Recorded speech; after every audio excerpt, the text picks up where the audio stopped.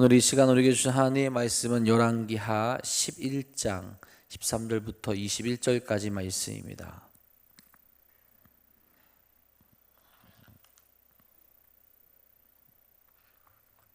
열왕기하 11장 13절부터 21절까지 말씀입니다.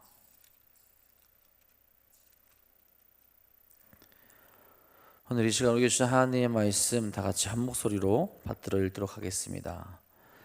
아달랴가 호위병과 백성의 소리를 듣고 여호와의 성전에 들어가 백성에게 이르러 보매 왕이 규례대로 단 위에 섰고 장관들과 나팔수가 왕의 곁에 모셔 섰으며 온 백성이 즐거워하여 나팔을 부는지라.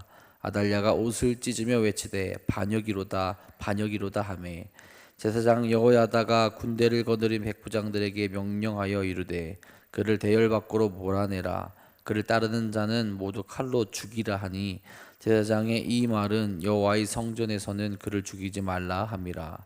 이에 그의 길을 열어주매 그가 왕궁의 말이 당기는 길로 가다가 거기서 죽임을 당하였더라. 여호야다가 왕과 백성에게 여호와와 언약을 맺어 여호와의 백성이 되게 하고 왕과 백성 사이에도 언약을 세우게 하매 온 백성이 바알 신당으로 가서 그 신당을 허물고 그 제단들과 우상들을 철저히 깨뜨리고 그 제단 앞에서 바알의 제사장 맏단을 죽이니라. 제사장이 관리들을 세워 여호와의 성전을 수직하게 하고 또 백부장들과 가리 사람과 호위병과 온 백성을 거느리고 왕을 인도하여 여호와의 성전에서 내려와 호위병의 문길을 통하여 왕궁에 이르매 그가 왕의 왕자에 앉으니 온 백성이 즐거워하고 온 성이 평온하더라. 아달랴를 무리가 왕궁에서 칼로 죽였더라. 요아스가 왕이 될 때의 나이가 7세였더라. 아멘. 오늘도 우리를 이끄시는 하나님과 함께 나아가 온전한 복을 누리는 귀한 하루 또 귀한 시간 되기를 간절히 소망합니다. 여러분, 우리가 무언가를 배울 때 가장 중요한 것은 기본이죠. 기본이 핵심이라 할 수 있죠. 기본을 지키지 않고 내 마음대로 하게 되면 당장은 쉽고 재미있을 수 있지만 더 앞으로 더 멀리 나가지는 못하게 됩니다. 제가 탁구를 이제 교회에서 배워서 기회가 되면 사람들이랑 많이 쳤었어요. 그래서 그렇게 치다 보니까 나름 내가 좀 잘 치지는 않을까라는 생각을 좀 가졌습니다. 그 이제 치던 사람들이 실력이 고만고만했으니까 거기서도 뭐 상위권에 들었었거든요. 그런데 실력이 좋았느냐? 결코 그렇진 않았죠. 대학교에 가서 이제 탁구를 제대로 배운 친구를 만나게 됐어요. 그러니까 선수까지 했던 친구를 만나게 됐어요. 이제 후배였는데 이 친구를 만나게 되면서 어떤 걸 느꼈느냐? 벽을 느꼈습니다. 절대로 넘을 수 없는 벽. 제가 온 힘을 다해도 이 친구는 굉장히 웃으면서 탁구를 치더라고요. 너무너무 좋다고. 그래서 이 친구한테 다시 탁구를 배우기 시작했는데 그 친구가 그런 말을 합니다. 너무 오랜 시간 동안 마음대로 탁구를 쳐와서 이게 쉽게 교정하기가 어렵다. 차라리 제대로 배울 거면 왼손으로 다시 치는 게 더 빨리 배울 수 있을 거다라는 말을 하더라고요. 제가 선수를 할 것이 아니었기에 심각하게 받아들이진 않고요. 그냥 오른손으로 칠 수 있을 정도만 좀 배우긴 했는데 그런 말 하는 거죠. 돌이키기가 참 어렵다. 한번 잘못된 길로 나간 것을 원래대로 돌이키기란, 원래의 모습, 원래 쳐야 되는 것으로 돌이키기가 참 어렵다라는 거죠. 내 의지대로, 내 생각대로 얼마든지 돌아갈 수 있을 것 같지만 그러기 위해서는 엄청난 결단과 또한 희생이 따를 수밖에 없다라는 겁니다. 여러분, 믿음의 삶에도 그렇죠. 신앙인다운 삶을 살아가는 것 결코 쉬운 일이 아닙니다. 그런데 하나님의 말씀에 벗어나서 내 뜻대로 내 모습대로 살아가다가 다시 온전한 신앙의 모습으로 돌아가는 것 결코 쉬운 일이 아니라는 거죠. 은혜 받은 사람이라 할지라도 이전에 몸이 기억하던 것을 다시 내려놓고 원래의 모습 하나님께 나아가는 것은 정말로 철저한 훈련과 엄청난 인내의 시간을 가져야 한다라는 거죠. 죄와 치열히 싸우지 않는다면 회복하기란 쉽지 않고 나 자신을 내려놓고 다시 돌아가야 된다라는 겁니다. 여러분, 말씀을 읽지 않던 사람이 말씀을 읽기는 얼마나 힘듭니까? 기도하지 않던 사람이 기도의 자리에 앉아서 계속 기도한다는 건 얼마나 고된 일이겠어요. 또한 날마다 화를 내던 사람이 화를 내지 않게 되는 것도 얼마나 큰 고통 가운데 있는 거겠습니까? 참된 신앙의 삶을 회복하기 위해서는 성령을 따라 인내하며 주의 말씀에 순종하는 그런 모습이 반드시 필요하게 됩니다. 주의 뜻대로 살아가고 다시 하나님의 뜻에 회복하는 것에 어려움을 느낄 수 있지만 하나님을 의지하고 하나님을 끝까지 바라보게 될 때 우리를 위해서 지금도 일하시는 하나님이 모든 어려움 속에서도 거룩한 길로 인도하신다라는 거예요. 오늘도 끝까지 하나님만을 바라보시면서 하나님을 위한 삶을 회복해 나가시는 귀한 하루 되시기를 간절히 소망합니다. 오늘 우리가 읽은 말씀이 또 그런 모습을 보여주게 되는 것 같아요. 하나님을 떠났던 이스라엘 백성, 남유다 왕국 가운데 다시 하나님의 길로 나아가기 위해서 희생도 따르고요, 또 어려움도 있게 되는 거고 그에 따른 결단도 필요하다라는 것을 보여주게 됩니다. 그들이 가지고 있었던 것, 그들이 행했던 것을 다 버려야 되고요, 또 그만한 약속의 모습을 다시 한번 갖춰야 되고 그 길로 나아갈 수 있어야 됨을 보여주게 되는 거죠. 회복해 나가는 과정에서는 어떤 일이 있습니까? 심판이 있죠. 또한 그 원인들을 쳐내는 과정들이 나타나게 됩니다. 충분한 시간이 있었음에도 돌이키지 못한 이들을 하나님께서는 심판하시게 되고요, 그런 일들을 통해서 다시 한번 하나님 앞으로 나아가게 되는 회복을 명령하시게 되는 거죠. 그 과정이 인간적인 생각으로는 결코 쉬운 일은 아니죠. 하지만 하나님을 바라보고 하나님께 나아가는 그 과정들을 통하여서 다시 한번 어렵지만 하나님의 백성으로 나아가는 것을 바라보게 됩니다. 먼저 이야기하는 것은 아달랴의 최후를 우리에게 보여주게 되죠. 13절 14절에 말합니다. 아달랴가 호위병과 백성의 소리를 듣고 여호와의 성전에 들어가 백성에게 이르러 보매 왕의 규례대로 단위에 섰고 장관들과 나팔수가 왕의 곁에 모셔 섰으며 온 백성이 즐거워하여 나팔을 부는지라. 아달랴가 옷을 찢으며 외치되 반역이로다 반역이로다 하매. 그들에게 있어서 제대로 된 왕을 추대한 후에 행해야 하는 것은 하나님을 반역하게 하던 핵심 인물을 심판하는 것이었을 거예요. 이스라엘 백성들, 남유다 백성들이 왜 하나님으로부터 멀어졌느냐? 아달랴가 이것에 정략 결혼해 오면서 우상을 가져와 하나님으로부터 멀어지게 했고 자신의 권력을 지키기 위해서 요아스를 제외한 모든 손자들을 죽이게 되었기 때문에 그렇습니다. 하나님으로 돌아가게 하는 그 모습, 다윗의 왕위를 견고하게 쓰겠다는 하나님의 언약을 철저히 부수려 했던 여인이 아달랴였기 때문에 하나님의 백성으로 돌아가기 위해서 가장 먼저 왕을 세웠지만 그 다음에 보여줘야 될 것은 그 원인들을 제거하며 심판해야 되는 일들이 남았다라는 거예요. 앞선 12절에서 요아스의 즉위식 소식이 크게 들렸습니다. 그리고 오늘 말씀에서는 아달랴가 그 소리를 소란을 듣고 성전으로 찾아오게 되죠. 아마 아달랴는 바알을 숭배하는 자였기 때문에 안식일 뿐만 아니라 다른 날에도 성전에 가지는 않았을 거예요. 이방신을 섬기는 그녀가 성전을 찾아가는 것은 매우 낯선 일이라고 얘기할 수 있지만 심상치 않은 일이 일어나는 것을 깨닫고 성전에 발을 들이게 되는 겁니다. 그리고 성전에 발을 들였더니 새로운 왕이 세워졌다라는 것을 보게 되죠. 그 왕은 어떻게 세워진 자입니까? 규례대로 하나님의 마음에 합하게 세워진 왕이었다라는 거죠. 아달랴와는 다릅니다. 아달랴는 불법적으로 권력을 쥐고 있었으며 하나님 앞에 나설 수 없는 죄인 중에 죄인이었죠. 그렇게 오늘 말씀에서 참된 왕이 누구인지를 보여주는 겁니다. 하나님께 기름 부음 받으며 백성들의 환호를 받는 왕이 등극하면서 동시에 그 자리를 탐내고 있었던, 그 자리에서 죄를 범하고 있었던 아달랴가 그 자리에서 내려오게 되었다는 거죠. 인간적인 생각으로 반역이라 그렇게 외칩니다. 권력을 잡고 있던 자로서는 그렇게 생각할 수 있었을 거예요. 하지만 하나님 앞에서 진정한 반역자가 누구였는지를 생각해 볼 필요가 있습니다. 요아스가 아니라 아달랴가 하나님 앞에 진정한 반역자였죠. 모든 부분에서 하나님의 뜻에서 멀어졌고 악한 일을 행했기 때문입니다. 그렇기에 지금 이스라엘의 모습을 회복해야 하는 그때에, 다시 하나님의 백성으로 나아가는 그때에 어떻게 보면 그 모든 원흉이었던 그녀가 심판의 자리로 돌아가게 된다라는 겁니다. 여러분은 우리가 이렇게 행동하고 있지 않은가 생각해 보아야 합니다. 하나님의 말씀과 뜻이 분명히 있었음에도 내 마음대로 내 뜻대로 행동해서 나아가는 모습이 우리에게 있지는 않을까. 그럼 그 모습은 분명히 죄가 됩니다.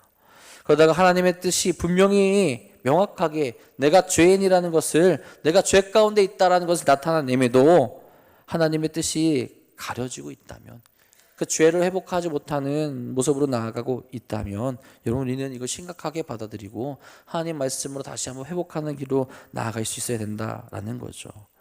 그렇지 않다면 하나님의 나라를 회복해 나가는데 치워져야 할 존재 중에 하나가 우리가 될 수도 있다라는 겁니다. 내가 하나님의 자리를 차지하여 내 마음대로 살아가는 것이 아니라 하나님을 인정하며 하나님의 뜻을 바라보며 같이 동참할 수 있는 모습이 있어야 한다라는 거예요. 그 가운데 회복해 나가는데 분명히 힘들고 어려운 일들, 또 결단해야 될 것들이 있겠지만 하나님을 위해서, 하나님의 길을 위해서 우리가 결단하고 나아간 모습이 반드시 있어야 한다라는 겁니다. 15절 16절에 말합니다. 제사장 여호야다가 군대를 거느린 백부장들에게 명령하여 이르되 그를 대궐 밖으로 몰아내라. 그를 따르는 자는 모두 칼로 죽이라 하니 제사장이 이 말은 여호와의 성전에서 그를 죽이지 말라 함이라. 이에 그의 길을 열어주매 그가 왕궁의 말이 당기는 길로 가다가 거기서 죽임을 당하였더라. 여호야다는 이달랴를 대궐 밖으로 몰아내라고 명령합니다. 이는 이달랴의 피로 성전을 더럽히지 않기 위해서예요. 사소한 것이지만 작은 것 하나에도 하나님의 영광의 일을 위해서 일하고 있음을 보여줍니다. 결국 그녀는 그곳에서 쫓겨나게 되고요, 죽임을 당하는 그런 모습을 보이게 되죠. 이로 하나님께서 아합에게 내렸던 심판의 말씀, 그 자손에게 임하게 된다라는 그 말씀이 이루어지게 되었다라는 거죠. 유다 자손 안에 있었던 불순종의 씨앗이 된 모든 것이 또한 사라지게 되는 것을 보게 됩니다. 또한 이달랴 그 죽음으로 인하여서 다윗 왕가의 후손으로 하여금 영원히 왕위를 잇도록 하시는 하나님의 언약도 지켜주시게 되는 겁니다. 큰 혼란이 남유다 왕국에 부러운 것이지만 이것은 하나님 나라의 회복을 위한 작은 소동에 지나지 않는다라는 거예요. 여러분, 이 일이 있은 후에 여호야다는 대대적인 종교 개혁을 감행하죠. 가장 먼저 한 것은 하나님과 이스라엘 백성 가운데 언약을 맺게 하는 겁니다. 언약을 잊었던 백성, 언약 가운데 거하며 하나님 말씀을 순종하며 나아갔어야 되는데 그것을 잊었던 백성에게 다시 그것을 깨닫게 하는 거죠. 17절에 말합니다. 여호야다가 왕과 백성에게 여호와의 언약을 맺어 여호와의 백성이 되게 하고 왕과 백성 사이에도 언약을 세우게 하매. 완전히 무너질 것 같았던 다윗의 집은 놀랍고 신기한 하나님의 회복의 역사를 통하여서 다시 나아가게 됩니다. 7살의 요아스, 여호와다가 함께 나아가게 하시고 그것으로 그들로 하여금 회복하게 하시고 새롭게 시작하게 하시죠. 여러분, 오랫동안 하나님을 잊었던 사람들입니다. 오랫동안 하나님을 떠났던 사람들이에요. 그들이 다시 하나님 앞에 언약을 맺는다라는 것은 엄청난 결단을 하는 거죠. 이전에 내가 누리던 것, 내 마음대로 살아왔던 것, 이것을 내리고 이것을 버리고 다시 하나님께 모든 것을 바치며 살아가겠다라는 엄청난 결단을 그들이 하고 있다라는 겁니다. 여러분, 이것도 엄청난 희생과 엄청난 결단이 필요하죠. 나를 내려놓는 겁니다. 나를 내려놓고 나의 주인 대신, 참 주인 대신 하나님께 다시 나의 인생을 드리겠다라는 결단을 세우고 있다라는 거예요. 그러면서 이제 우리가 잊었던 그 하나님께 다시 나아가 하나님의 백성으로 살아가겠다라고 말하는 거죠. 그들이 잃었던 가장 기초적인 것, 가장 중요한 것을 회복해 나가는 시간을 갖게 하는 겁니다. 또한 왕과 백성 사이에도 서로 언약을 세웁니다. 이렇게 함으로써 남유다 왕국, 그 백성들은 신앙의 회복을 위한 첫 걸음을 내뱉게 한 거예요. 실은 하나님은 한 번도 언약을 잊으시거나 언약을 이행하시지 않은 적이 없지만 그 백성이 그 언약을 잊었기에 다시 한번 언약을 이행할 수 있는 그 길로, 다시 하나님의 백성으로 복을 누릴 수 있는 가장 그 기초적인 방법으로 돌이키게 한다라는 겁니다. 그렇게 언약을 맺고 그 다음으로 행한 것이 무엇이냐? 우상의 잔재들을 없애는 거예요. 18절입니다. 온 백성이 바알의 신당으로 가서 그 신당을 허물고 그 제단과 우상들을 철저히 깨뜨리고 그 제단 앞에서 바알의 제사장 mat단을 죽이니라. 제사장이 관리들을 세워 여호와의 성전을 수직하게 하고. 이것도 엄청난 결단이죠. 그들이 섬겼던 바알, 어떻게 보면 그들에게 있어서 가장 약점이 될 수 있는 것, 이스라엘 백성들을 제외하고 그 지역의 모든 이들이 숭배하던 바알이라는 그 존재를 없애버리는 것, 쉬운 일은 아니죠. 신이 많으면 좋다라고 생각할 수 있는 그 시대에 다시 하나님만이 참된 신이라고 고백하며 그들의 약점이었던, 그들을 괴롭혔던, 그들이 하나님으로 나아가지 못하게 했던 그 모든 존재를 없애버린다라는 겁니다. 제단과 우상을 깨뜨리고 바알의 제사장이 죽임을 당하게 되는 거죠. 여러분, 바알 신당을 없애지 않는다면 어떤 일이 벌어지겠습니까? 그들이 또 돌아갈 수 있는 거죠.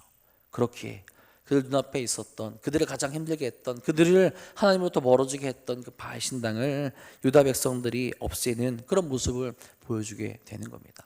그냥 우리는 말씀을 이렇게 쉽게 생각하게 되겠지만 그들의 삶의 한 부분으로 있었던 것을 완전히 없애버린다라는 거예요. 이건 엄청난 결단이 필요하다라는 거죠. 우리에게도 이런 결단이 필요합니다. 분명히 우리에겐 다 사람마다 다르겠지만 약점이 있어요. 하나님께 나아가지 못하게 되는, 죄로 나아가게 하는 약점이 있는데 그 약점을 철저하게 없애버리고 무너뜨리는 그런 모습이 우리에게 있어야 한다는 거죠. 그런 모습들을 지금 유다 백성들이 보여주고 있는데 우리 삶 가운데도 우리를 넘어뜨리는 그런 약점들을 철저히 무너뜨리며 나아갈 수 있어야 된다라는 겁니다. 그리고 나서 어떤 일을 하게 되느냐, 어떤 말을 하느냐, 진정한 왕이 오르고 그 나라가 평온함을 얻게 되었다라고 말을 합니다.